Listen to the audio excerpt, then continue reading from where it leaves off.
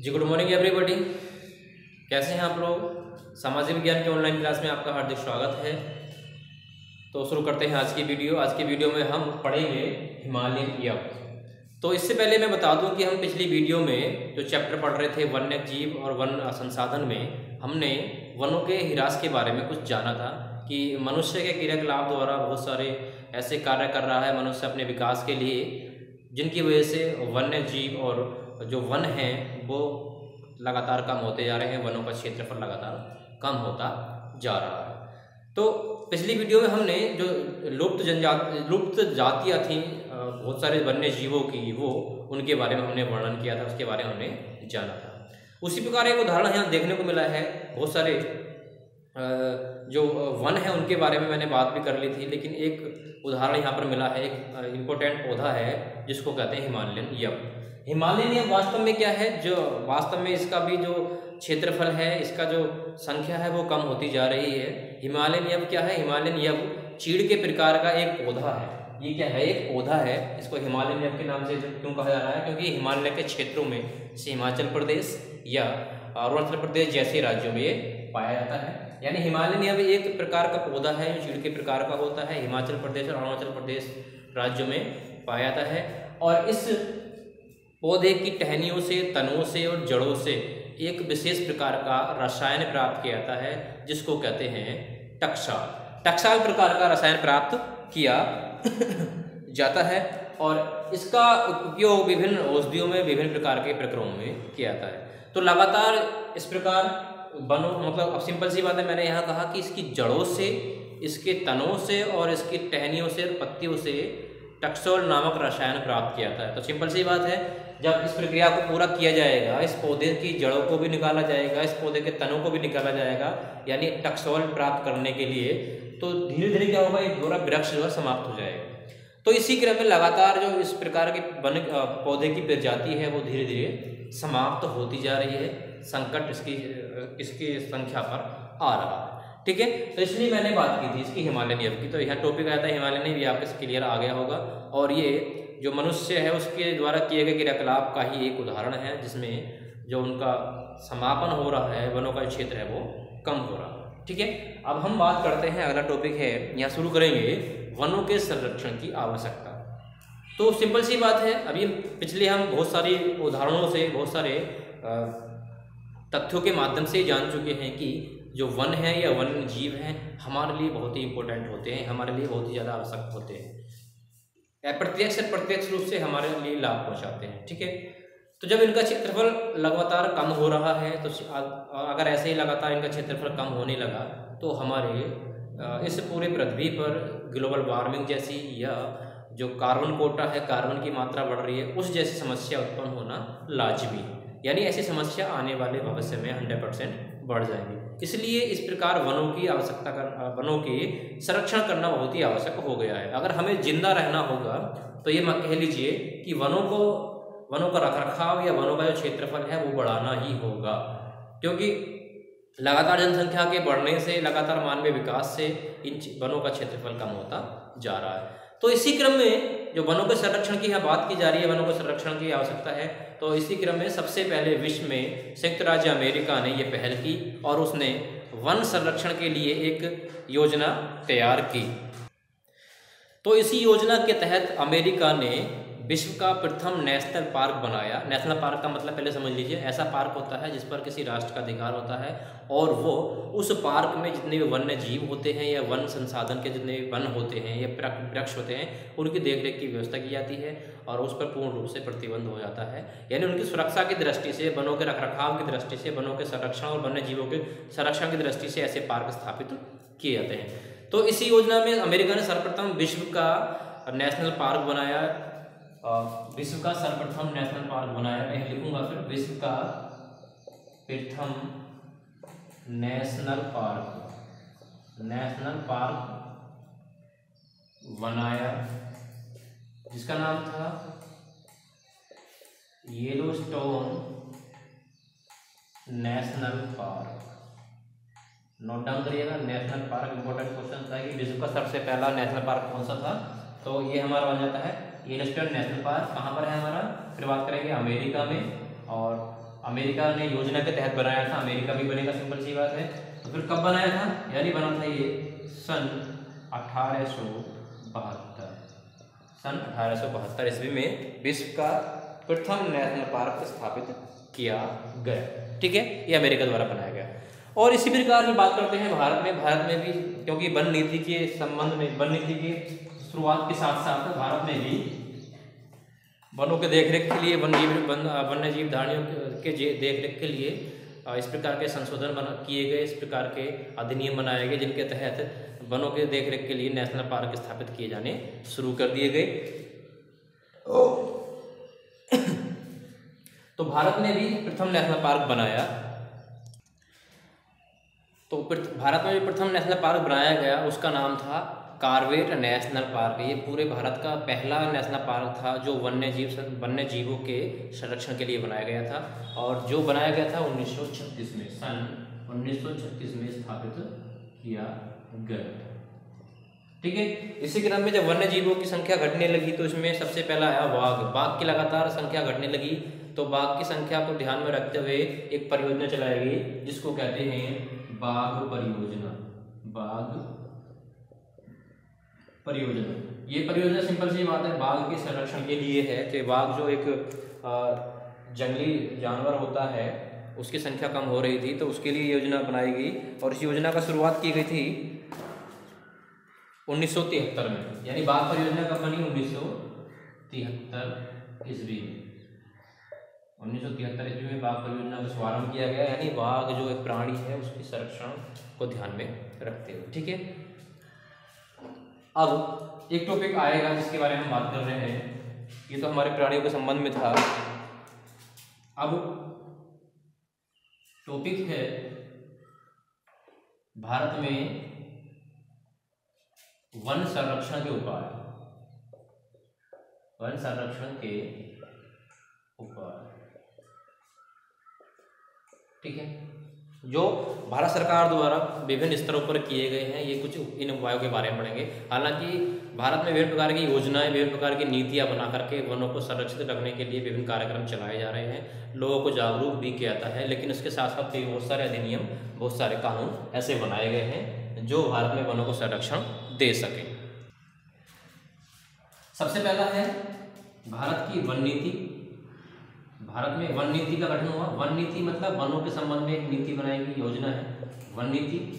One नीति का गठन या स्थापना, वन नीति की स्थापना की गई और ये शुरू की गई 1952 ईस्वी में। 1952 ईस्वी में वन नीति का गठन किया गया। इसी प्रकार नंबर दो बात करते हैं 1950 में वन महोत्सव कार्यक्रम मनाना शुरू किया गया। 1950 से पहले ही, यानी उससे पहले 1950 में वन महोत्सव बनना शुरू हुआ। वन महोत्सव का कार्यक्रम शुरू किया गया।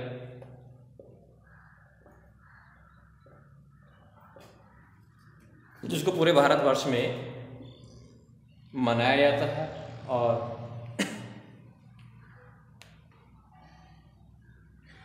इस 1905 में वन महोत्सव के तहत ये डिसाइड किया गया कि 1 जुलाई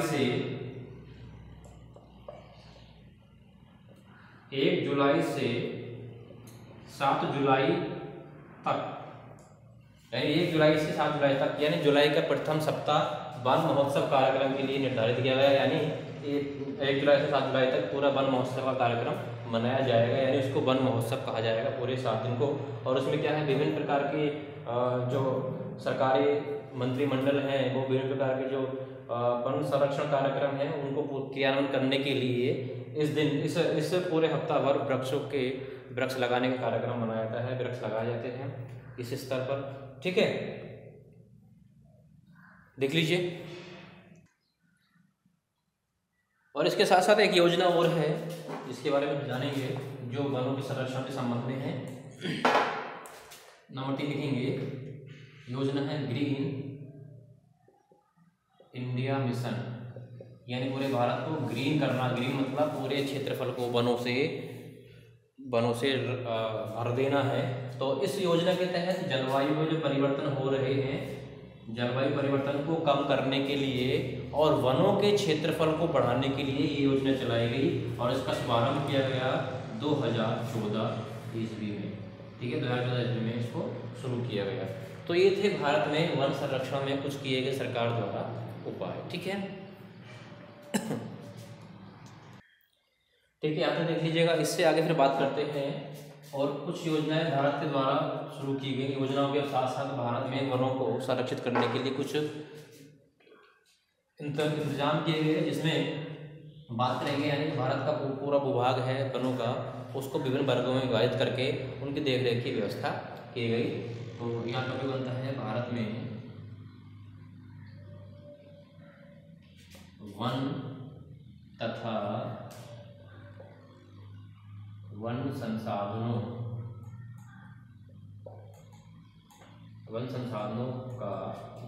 का वितरण, ठीक है, तथा प्रकार। इसमें पढ़ेंगे कि हम भारत में जो सरकार द्वारा विभिन्न जो वनों का क्षेत्र है उसको विभिन्न वर्गों में विभाजित करके उनकी देखरेख की, उनकी सुरक्षा की, उनके संरक्षण की इंतजाम किए गए, उनके संरक्षण को ध्यान में रखा गया। तो सबसे पहला आता है यानी विभिन्न वर्ग हैं, तो सबसे पहला आता है हमारा आरक्षित वन। सबसे पहला आता है आरक्षित वन, दूसरा आता है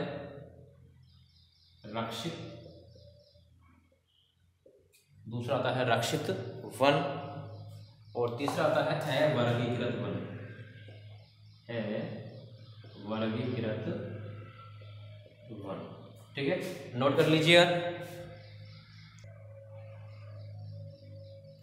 तो सबसे पहले बात करेंगे हम आरक्षित वन की। तो देखिए भारत आरक्षित वन क्या होते हैं? आरक्षित वन वास्तव में इनका आरक्षण प्रदान किया गया है, यानी तो भारत के आधे से अधिक जो वन हैं वो आरक्षित वन कहे जाते हैं, और ये वन जो है काफ़ी मूल्यवान माने जाते हैं। ये वन क्यों निर्धारित किए गए हैं? सरकार द्वारा नीतियों के माध्यम से वनों को अपने अधिकार में ले लिया गया है, उनके सुरक्षा को ध्यान में रखते हुए, उनके संरक्षण को ध्यान में रखते हुए। तो सबसे पहली बात की थी हमने आरक्षित वन की। तो आरक्षित वन क्या है? यानी एक आधे से अधिक जो भाग है भारत में वनों का, वो आरक्षित वन के अंतर्गत सम्मिलित कर लिया गया है। उन पर सरकार की देखरेख है, सरकारी संपत्ति के अधीन माने जाते हैं, और ये जो वन है वो सबसे अधिक मूल्यवान कहे जाते हैं, यानी सबसे अधिक मूल्यवान वाले वन होते हैं। दूसरा आता है रक्षित वन। रक्षित वन होते हैं, देखिए रक्षित वन वो होते हैं जो वन विभाग द्वारा देश के कुल वन क्षेत्र का 1/3 भाग मान लिया जाता है, यानी जो बात की गई है हमारे पूरे वन है उनका 1/3 भाग जो बचता है वो हमारा रक्षित वन है, जो वन विभाग के अधीन होता है। और इसमें भी वही प्रक्रिया वही है कि वनों का देखरेख है, वनों का संरक्षण है, ठीक है। और इन वनों में रक्षित वनों को सम्मिलित इसलिए किया गया क्योंकि इनकी संख्या लगातार लगभग कम सी हो रही है, इसको ध्यान में रखते हुए रक्षित वन हमारे किए गए। अवर्गीकृत वन यानी बाकी जो वन होते हैं इस प्रकार के वन हैं, इनमें उन वनों को सम्मिलित किया गया है, उन बंजर भूमियों को सम्मिलित किया गया है जिसमें विभिन्न प्रकार के समुदाय या सरकार के कुछ कर्मचारी उनके अधिकार में वन होते हैं, यानी अवर्गीकृत वनों के अंतर्गत सम्मिलित किए जाते हैं। अगला आता है संरक्षण को ध्यान में रखते हुए। आप जानते हैं विभिन्न प्रकार के सरकारी कार्य सरकार द्वारा विभिन्न प्रकार की योजनाएं चलाई जा रही हैं, लेकिन कुछ समुदाय ऐसे हैं, जनजातीय समुदाय ऐसे हैं जो भारत में वनों की देखरेख के लिए अपना सर्वोच्च न्यौछावर करने के लिए तैयार रहते हैं। इसी पे टॉपिक बनता है वन और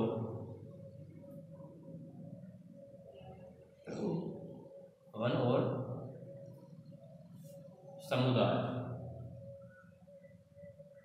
वन और समुदाय का मतलब समूह से है, जनजातीय समूह से है, तो इसके बारे में आज पढ़ेंगे, ठीक है। तो हम पिछले कुछ टॉपिकों में ये बता चुके हैं कि हमारा जो वन क्षेत्र है उसमें बहुत सारे जनजातीय समुदाय निवास करते हैं और अपना जीवन यापन करते हैं। तो इसी को ध्यान में रखते हुए कुछ जनजातीय समूह वनों के संरक्षण को ध्यान में रखते हुए उनके लगातार हो रहे हिरास को ध्यान में रखते हुए सरकार के साथ मिलकर के उन पर पूर्ण रूप से प्रतिबंध लगा दिया है उन्होंने, जो वनों के कटाव को रोकने के लिए है। और वो क्या करते हैं, वनों के अंदर किसी अन्य जो बाहरी व्यक्ति है, स्थानीय व्यक्ति है, उसको अंदर प्रवेश नहीं करने देते, यानी कि उन्होंने पूरे उस वन क्षेत्र को अपने अंडर कंट्रोल ले रखा हुआ है। जो जनजाति इसी क्षेत्र में निवास कर रहे हैं, यानी जो समुदाय इस क्षेत्र में निवास कर रहे हैं, तो वो क्या है, वनों की सुरक्षा के लिए खुद तैयार हैं, खुद खड़े हो गए हैं। इसके लिए उदाहरण है जैसे राजस्थान। राजस्थान का एक वन क्षेत्र है भैरवदेव वन सेंचुरी। राजस्थान का एक क्षेत्र है भैरवदेव वन सेंचुरी। ठीक है, तो ये क्षेत्र ऐसा है जिसमें जनजातीय समूह यानी समुदाय वनों के संरक्षण के लिए आगे खड़े हुए सरकार के साथ मिलकर के वो पूरे प्रयास कर रहे हैं। तो ये हमारा आता है वन और समुदाय, यानी कुछ समुदाय आज भी वनों के संरक्षण के लिए प्रयास कर रहे हैं। जैसे हमने बात की थी सरकार तो प्रयास कर ही रही है, लेकिन कुछ हमारे कुछ समुदाय ऐसे हैं जनजातीय समूह वही वनों के संरक्षण को ध्यान में रख रहे हैं। ठीक है, आगे आता है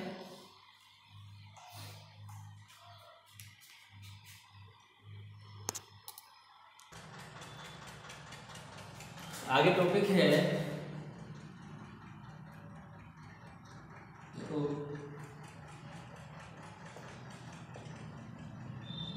पेड़ों के झुरमुट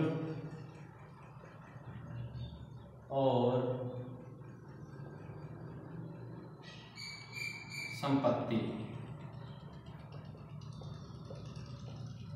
ये जो टॉपिक है वास्तव में उसी जनजातीय समूह या वनों के आसपास के ग्रामीण क्षेत्रों के संबंध में बात कही जा रही है, जिसमें पेड़ों को क्या कहा गया है, देवी देवता माना गया है। झुरमुट का मतलब वास्तव में देवी देवता के रूप में है। आप जानते हैं कि भारत में प्राचीन काल से ही विभिन्न प्रकार के प्राकृतिक पौधों या वनस्पति को पूजा जा रहा है। पूज करके कुछ स्थानीय लोग या आसपास के ग्रामीण क्षेत्र के लोग क्या करते हैं, उन वनों को पूजते हैं और पूजने के साथ साथ उनकी सुरक्षा करते हैं। किसी अन्य जो वनों का दोहन करने वाले लोग होते हैं उनको वहाँ जाने नहीं देते। तो वनों को देवी देवता मान करके ये प्रक्रिया अपनाई जा रही है, यानी वनों को या पेड़ों को देवी देवता मान करके भी संरक्षण की विधि अभी कुछ जगह पर चल रही है। उसके साथ साथ जनजातियों को जो जातीय समूह है, जाति है जो हमारे वनों में निवास करने वाली है, उसको संपत्ति मान करके उसकी रक्षा की जा रही है। ठीक है, इसका एक उदाहरण है जैसे छोटा नागपुर का क्षेत्र है जहाँ पर कदम और महुआ के पेड़ की पूजा की जाती है। वहाँ के लोग क्या है, कदम और जो महुआ का पेड़ है उसकी पवित्र देवता मान करके पूजा करते हैं। उसी प्रकार एक क्षेत्र और आता है जिसकी हम बात करेंगे, उड़ीसा और बिहार में जो जनजातियाँ शादी होती हैं, जनजातीय यानी वनों में निवास करने वाले लोगों की शादी होती है, तो वो वहाँ वनों में पाए जाने वाले वृक्षों की पूजा करते हैं। और आप ये भी जानते हैं, आपने कुछ जगह देखा भी होगा, हमारे भारतवर्ष में जो हिंदू समाज है वो पीपल और तुलसी के पेड़ पौधों की पूजा करता है और नीम को पवित्र औषधि मानता है। इसी प्रकार अन्य अन्य ऐसे पौधे हैं या ऐसी जनजातीय प्रक्रियाएँ हैं जो हमारे वनों को संरक्षण के लिए आगे बढ़ाई जा रही है। ठीक है, इन शॉर्ट इतना ही। तो ये हमारा जो आज का ये चैप्टर चल रहा था वन संसाधन और वन्य जीव संसाधन, ये पूरा समाप्त हुआ है। इसके कुछ क्वेश्चन आपको दिए जा रहे हैं, वो क्वेश्चन आप करके घर से करके मुझे दिखाएंगे, फोटो भेजेंगे। ठीक है, इन शॉर्ट क्वेश्चन लिखिएगा। सबसे पहले शॉर्ट क्वेश्चन है, सबसे पहला बनेगा वन संसाधन किसे कहते हैं, किसे कहते हैं।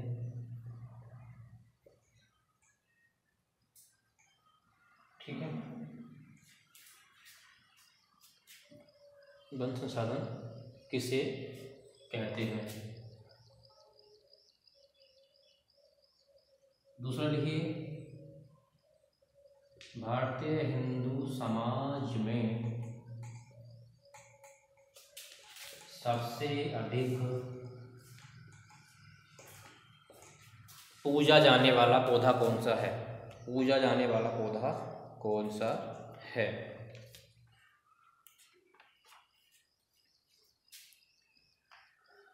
वनों के अगला प्रश्न है, कितने हुआ, 2 हुआ, पूजा जाने वाला पौधा कौन सा है। तीसरा क्वेश्चन हुआ, वनों के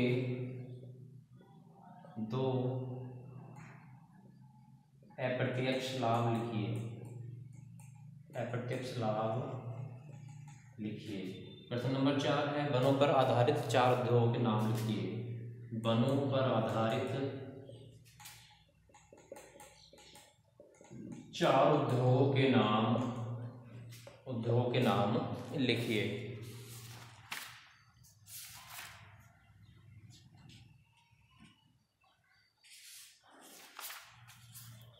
अगला प्रश्न है, भारत में वन नीति की शुरुआत कब की गई?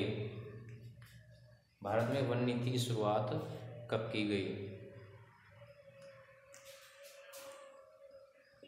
भारत में वन नीति की शुरुआत। नंबर 6, विश्व का प्रथम नेशनल पार्क, उसका नाम लिखना है और कब शुरू किया गया वो लिखना है। प्रश्न नंबर 7 लिखना है, भारत का प्रथम नेशनल पार्क कब स्थापित किया गया और उस पार्क का नाम लिखना है। अगला प्रश्न लिखिए,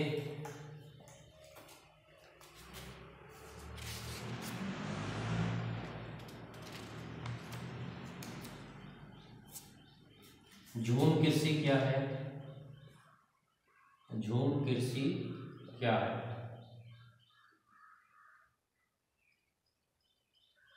झूम कृषि क्या है?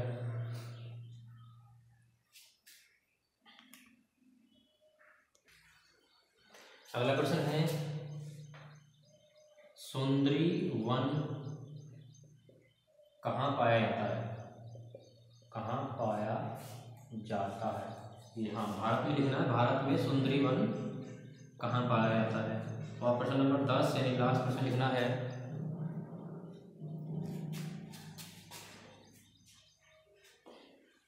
बाघ परियोजना कब शुरू की गई? ठीक है, अब लिखिए long answer type questions. Short में जल्दी लिखना है, वनों के असमान वितरण के कारण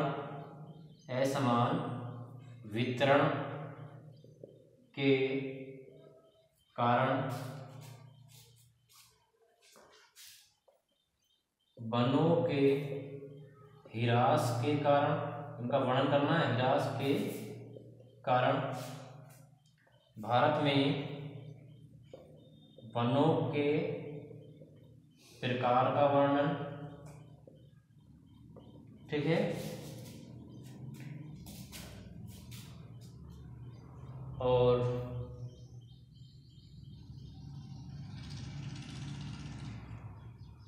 चलिए इतने ही प्रश्न आपको करने हैं। इतने प्रश्न करने के बाद मुझे फ़ोटो ज़रूर भेजिएगा, अगर कोई मिस्टेक हो तो मैं उसमें करेक्शन करा दूंगा। और जो भी आपको वीडियो में समझ नहीं आया हो तो मुझे कमेंट ज़रूर कीजिएगा, तो उसका सॉल्यूशन आपको दे दिया जाएगा। ठीक है, मिलते हैं अगली वीडियो में, अगले चैप्टर के साथ में या अगली किताब के साथ में। तब तक के लिए जय हिंद, जय भारत।